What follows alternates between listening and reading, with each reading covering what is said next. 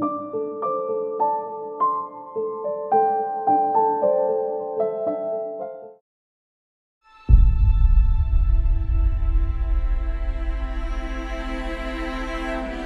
a warrant out for your arrest can cause great alarm and stress to anyone, especially to someone that has not committed any crime. However, receiving a call by someone claiming to be from the police department to alert you about such a warrant for your arrest should be met with some skepticism if you have not been involved in any criminal activity. Scammers have developed a new way to obtain all of your personal information in order to steal your identity and ultimately your money. This latest scam works as follows. You receive a call that sounds something similar to this. Hello. I would like to inform you that there is a warrant out for your arrest. Our patrol units are on their way to your home residency.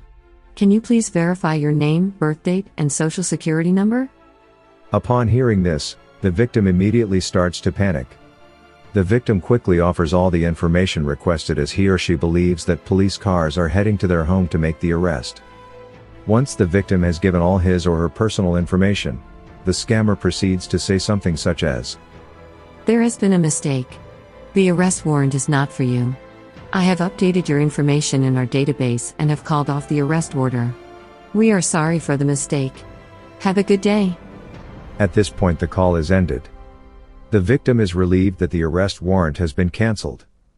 The scammer now has all the information needed to take out credit cards and loans in the victim's name or even create false documents or IDs in order to commit other crimes. While this scam usually takes place as a phone call, there are variations in which an email or text message is received with the same intent of collecting sensitive personal information. If you receive a call requesting personal information, please use extreme caution and be wary of arrest warrants or other alarming notifications. Thank you for watching Skywind007. Please give us a like and subscribe.